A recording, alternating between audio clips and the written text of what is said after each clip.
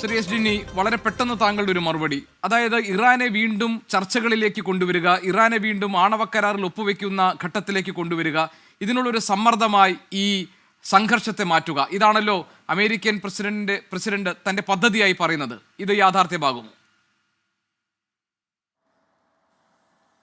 വളരെ പാടാണ് ശ്രീ ഗോപി. അത് നടക്കുമെന്നുള്ള സാധ്യത വളരെ വളരെ കുറവാണ്. കാരണം ഓൾറെഡി ഇറാൻ്റെ ഉള്ളിൽ NPTയിൽ നിന്ന് പിന്മാറണം എന്നൊക്കെ ഉള്ള രീതിയിലേക്ക് ഇപ്പം ചർച്ചകൾ നടക്കുന്നു, അല്ലെങ്കിൽ അങ്ങനത്തെ ഉള്ള ഒരു പൊതുവികാരം അവിടെ വരുന്നുണ്ട്. അപ്പോൾ ഇത്രമാത്രം ആക്രമണമൊക്കെ ചെയ്തിട്ട് ഇറാൻ വീണ്ടും US-ൻ്റെ അടുത്ത് വന്നിട്ട് ഒരു ആണവ കരാർ ഒപ്പിടും എന്ന് പറഞ്ഞു കഴിഞ്ഞാൽ അത് വളരെ അതിശയമായിരിക്കും. കാരണം അങ്ങനെ ഒരു കാര്യത്തിലേക്ക് നീങ്ങാൻ അവരുടെ ജനത തന്നെ സമ്മതിക്കുമെന്ന് എനിക്ക് പറയാൻ വളരെ ബുദ്ധിമുട്ടാണ്. പക്ഷേ ഇപ്പോഴത്തെ അവസ്ഥ വെച്ച് അങ്ങനെ നടക്കാൻ സാധ്യത തീരെ കുറവാണ്. പക്ഷേ ഇതൊരു കോൺഫ്ലിക്റ്റ് ആണ്. നാളെ വേറെ രീതിയിലേക്കുള്ള അവർക്കൊരു പീസ്ഫുൾ ആയിട്ടുള്ള ഒരു ന്യൂക്ലിയർ എനർജി ഒക്കെ ചെയ്യാൻ വേണ്ടിയുള്ള രീതിയിലേക്കുള്ള ഒരു കാര്യം ചർച്ചയിലൂടെ അല്ലെങ്കിൽ സാങ്ഷൻസ് ഒക്കെ മാറ്റാം ഒക്കെ എന്നുള്ള രീതിയിലേക്ക് വന്നു കഴിഞ്ഞാൽ ചിലപ്പോൾ നടക്കുമായിരിക്കും. പക്ഷേ ഇപ്പോഴത്തെ അവസ്ഥ വെച്ചിട്ട് അങ്ങനെ നടക്കാൻ സാധ്യത കുറവാണെന്ന് മാത്രമേ എനിക്ക് പറയാൻ സാധിക്കൂ.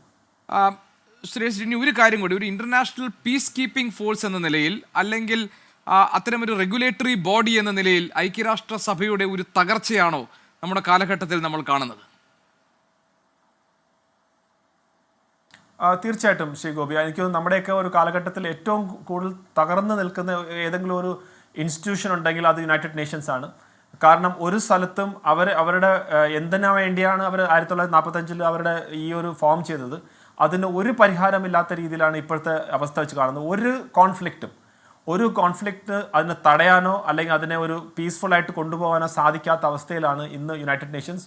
ഒരു പ്രസക്തിയില്ലാത്ത രീതിയിലാണ്. അതുകൊണ്ടാണ് ഭാരതം പറയുന്ന ഇപ്പോഴത്തെ ഈ ഒരു സ്ട്രക്ചർ തന്നെ മാറ്റി പുതിയ രീതിയിലേക്ക് കൊണ്ടുവന്ന് ഈ P5 എന്നൊക്കെ പറഞ്ഞിട്ടുള്ള പഴയ കാലത്തെ ഉള്ള കുറച്ച് രാജ്യങ്ങൾ മാത്രം മറ്റുള്ളവർക്ക് വേണ്ടി ചിന്തിക്കുക, ആ രീതിയിലൊക്കെ മാറ്റി പുതിയ രീതിയിലേക്ക് കൊണ്ടുവന്നാൽ മാത്രമേ എന്തെങ്കിലുമൊക്കെ നടക്കത്തുള്ളൂ. അല്ലെങ്കിൽ നേരത്തെ പറഞ്ഞ പോലെ ഇപ്പം ന്യൂക്ലിയർ വെപ്പണിനെ കുറിച്ചൊക്കെ വളരെ ലാഘവത്തോടെയാണ് ആളുകൾ സംസാരിക്കുന്നത്.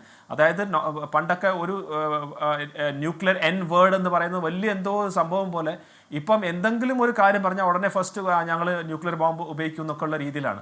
അപ്പം ഏതെങ്കിലും ഒരു രാഷ്ട്രതലവൻ ഈ കുറച്ച് തലതിരിഞ്ഞ രാഷ്ട്രതലവനാണെങ്കിൽ അത് അങ്ങനെ ഉപയോഗിച്ചു കഴിഞ്ഞാൽ എത്രമാത്രം വലിയൊരു വില കൊടുക്കേണ്ടി വരും എന്ന് എനിക്ക് തോന്നുന്നു എല്ലാവരും കൂടെ ആലോചിച്ചിട്ട് വേണം നമുക്ക് തീരുമാനിക്കാൻ. കാരണം ഇന്നത്തെ അവസ്ഥയിൽ യുണൈറ്റഡ് നേഷൻസിന് ഒരു പ്രസക്തിയില്ല, ഒരു ശക്തിയുമില്ല, ഒരു കാര്യത്തിലും അവർക്ക് എന്തെങ്കിലും ഒരു യുദ്ധത്തിൽ തടയാൻ പറ്റുമെന്ന് രീതിയിലല്ല അവരുടെ പ്രവർത്തനം.